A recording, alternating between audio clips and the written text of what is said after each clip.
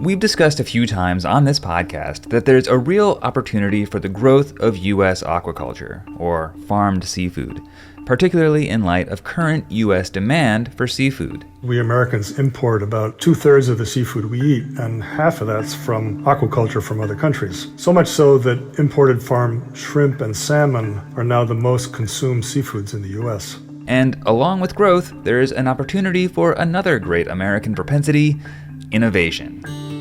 This is Dive In with NOAA Fisheries. I'm John Sheehan, and today we'll hear about a system of aquaculture that's more complex than simply growing a single species of fish or kelp or shellfish at a time, and that has the potential for greater returns. With every unit of food you're feeding your fish, you're getting more out of it, you're getting more bang for your buck.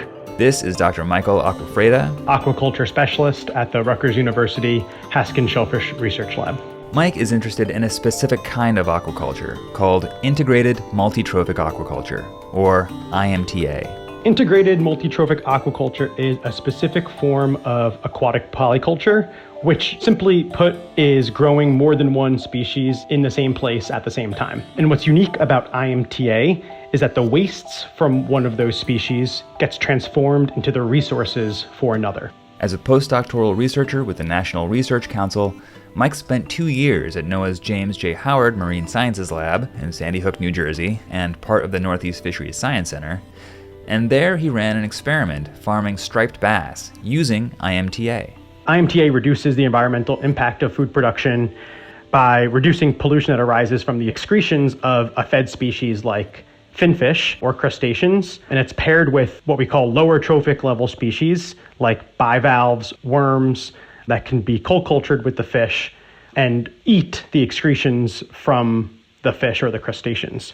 And then oftentimes there's also an autotroph or a species like algae or plants that photosynthesize, and they'll soak up the liquid excretions from all of the species in the mix.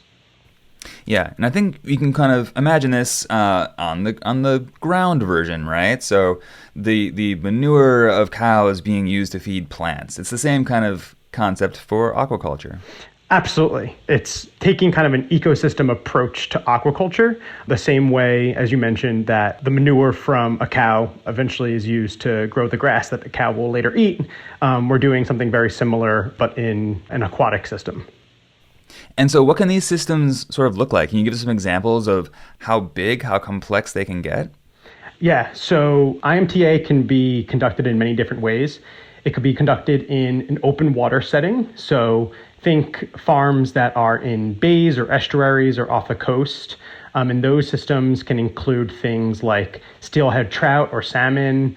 And then downstream of that species, you might have something like a mussel or an oyster, something that's going to extract the particles that are excreted by the fish and also the uneaten food from the fish. And then downstream of that, you might have something like kelp that's going to soak up all the dissolved nutrients. So kind of like the liquid fertilizer of the system. But IMTA could also be conducted on land in recirculating aquaculture systems, or something called RAS. In these land-based systems, sometimes IMTA is referred to as aquaponics.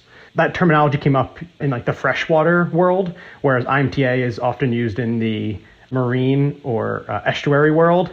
But effectively, it's the same principle, right, of just having species at different trophic levels, or trophic level is a fancy name for like different steps in the food chain or different links in the food chain, and having those different links, those different species using shared space and shared resources. Yeah. And, saying it out loud, it just sort of makes all the sense in the world. Like, that's how ecosystems work. It makes complete sense that you would try and replicate that for a farming environment. Why doesn't more aquaculture sort of take that approach? I often think about that as well. It makes a lot of sense to me. But the one, I think, kind of drawback that's kind of inherent to IMTA is that you're building a complex system. And the complexity is what causes limitations. So sometimes the different organisms in the IMTA mix will need slightly different conditions, or at very least different husbandry techniques, right? So to grow fish, you need to have a pen or you need to have a tank. To grow mussels or to grow oysters, you need to have them in a cage or growing on a rope. On the business side of things, there's also different markets. So you might be selling your kelp to a very different market than you would be selling your steelhead. And I think kind of the biggest issue with complexity is also labor costs. The labor it takes to care for these different species probably varies significantly. And most aquaculture is conducted as monoculture. Monoculture benefits from efficiency and simplicity. IMTA is efficient when it comes to resource utilization, but not necessarily efficient when it comes to labor. Yeah, and I'm glad you brought up the economic aspect of it, because at the end of the day, it does become this question of how do you make these systems generate profit, which is not quite as simple as does it work? Exactly. And I'm a biologist, so a lot of my work has been focused on, like, is it feasible biologically speaking? But I'm really cognizant of the fact that what's holding this back is economics. So I've been trying to incorporate more of that thinking in my own research. So let's talk about your research, the project you conducted a couple of years ago now at this point at the Howard Lab in NOAA's Northeast Fisheries Science Center. What was going on? Yeah, so I was working at the James J. Howard Lab, and I had the pleasure of working with two of their recirculating aquaculture systems. So these are systems that can recycle close to 100% of the water in the systems. They're really powerful tools that allow us to conduct experiments, and they're also used commercially to grow fish. So in my experiment, I was hoping to investigate whether IMTA would be a feasible and environmentally sustainable system for producing striped bass. Striped bass are native fish that live along the East Coast. Their husbandry techniques are pretty well worked out, and they're also delicious and recognizable. People like to eat them, and people are already farming them on commercial scales. So in my experiment, the idea was to compare striped bass growth in a regular recirculating aquaculture system that was just monoculture, so just bass in those tanks, and compare that to a system where the bass were in tanks and the water that they were grown in was shared with water that was being used to grow worms and also used to grow something called sea beans, which is an edible marsh plant, sometimes called pickleweed or sea beans. And what did it look like? Do you have like a big tank of fish, and then below that there's, the sea beans, and then below that there's like the worms crawling around in the bottom? Like, is it like a big tank you can sort of like see the striations of? Not quite. I think if you were to try to grow the bass and the worms in the same tank, the bass would eat all the worms. So these were in separate tanks, but they were all plumbed together. So we had these big circular tanks that held about 1,000 liters of water each. The water would flow from those tanks into a smaller tank that contained the worms. And then downstream of that worm tank, there was another tank that held the sea beans. And the sea beans were held on these styrofoam rafts that you see commonly in hydroponics or aquaponics systems. And we had grow lights that would provide the light that the plants would need to grow. And then downstream of the plants, the water would then flow into a filtration system and then back into the fish. So it was a closed system, and we would do water changes approximately every 10 days to 2 weeks. Okay. And that gives an idea, paints a picture anyway, of sort of the complexity you mentioned. This isn't as simple as just a really impressive tank of fish. Right. And, when we were designing the experiment, we wanted to make sure that it would be a good comparison to what would be conducted in a commercial atmosphere. We wanted these results to really be applicable to the commercial sector.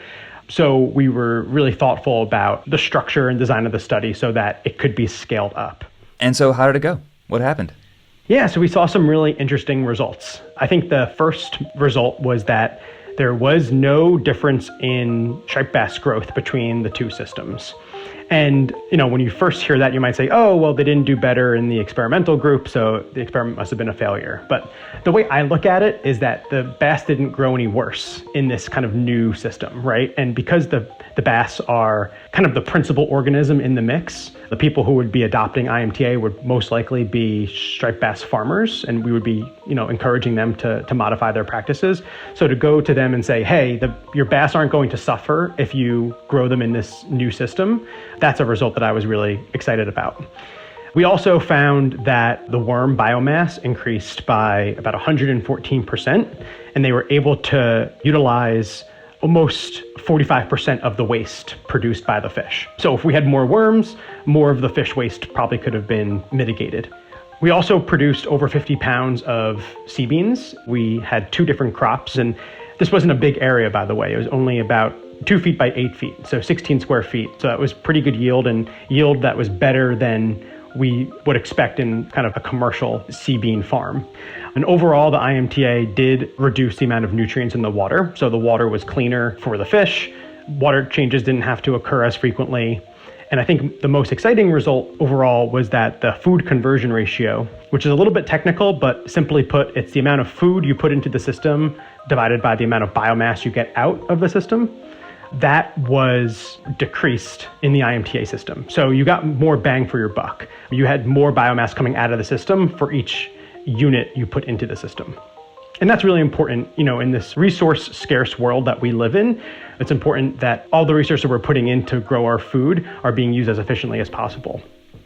Yeah, absolutely. So you're saying that the amount of resources that you had to use to grow fish and food from the IMTA system, you got more bang for your buck, you got more out of it than the conventional recirculating system. Absolutely. Yeah. And to be clear, the food in that system include things like the fish and the sea beans. The sea beans are edible, the fish are edible. The worms, not so edible, but the worms have other purposes, right? They could be sold to other markets, they could be used as bait, and those worms could also be processed into fish food. So they could be kind of recycled and eventually used back in the system. You mentioned the product of sea beans, which I feel like if you watch Top Chef, you might have seen these used a few times. They're sort of like a niche ingredient, but are they good? Yeah, they're delicious. Salty, right? Sea beans are these marsh plants that can tolerate really high concentrations of salt. They basically are plants that could grow in full strength seawater. Their Latin name, Salicornia, means salt horn because when you see them in a marsh, they actually look like little horns cropping up and they're full of salt. They are succulent, so they have a nice snap to them. And we ate them in a lot of different ways. One of my colleagues made pickled pickleweed. So he pickled them and they were really good that way. I made them in a shrimp scampi.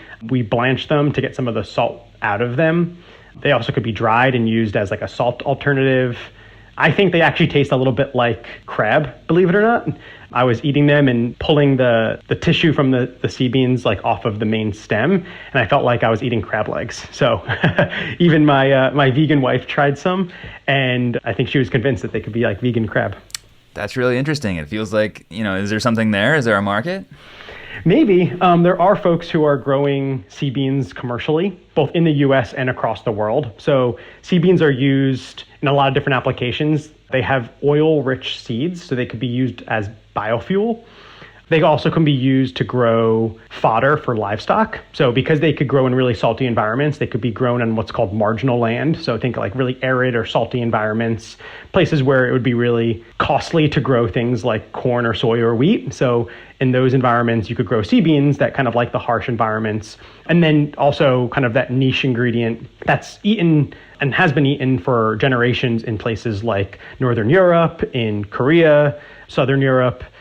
So I think it's still, like you said, a very niche market, but my hope is that it kind of goes mainstream. Yeah. And just to sort of reiterate, so this system that you created, you had high value fish, you had product that could be eaten or consumed as food, but also could be used as biofuels and plant fertilizer. So many uses. Yeah. And that's one of the benefits of IMTA. One of the problems that it solves is crop homogeneity in our food system. A lot of aquaculture is conducted as monoculture. So those are simple and efficient, but it leaves farmers at risk of crop failures, whether it's from disease or a drop in prices like we saw over COVID. So that's one of the real benefits of IMTA is diversification. So Mike, how did you get the idea for this? What was the inspiration? So I always have had an interest in figuring out ways that our food system could be diversified.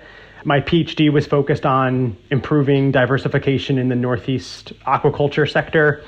I think it kind of stems from my love of aquaculture and food. So I always was interested in marine biology as a kid and come from a big Italian family where food was really important. And my favorite holiday was Feast of the Seven Fishes, which, if your audience doesn't know, is a way that Italian Americans and Italians celebrate Christmas Eve. It's just a big feast of fish. And I think my love of like diverse cuisine and diverse seafood kind of permeated my interest in marine biology. And I thought, oh, well, wouldn't it be cool to try to grow an array of different species, like the array of different seafood on my Christmas table. This specific project also kind of has a funny story. I was at a brewery one time waiting for some colleagues to meet me there. And while I was waiting, I decided to read a scientific paper about IMTA. And it was about growing shrimp and growing these, a different species, but a type of sea bean over in Portugal. And I was like, wow, that's a really cool idea for a study. I wonder if something like that can take place here in the United States, and if we could modify the species slightly, if it would still work. And lo and behold, a couple years later, I was doing it myself. Thanks to your late friends. Yeah, that's right. So Mike, what are you working on now? You're no longer at the Howard Lab, but you're still with Rutgers.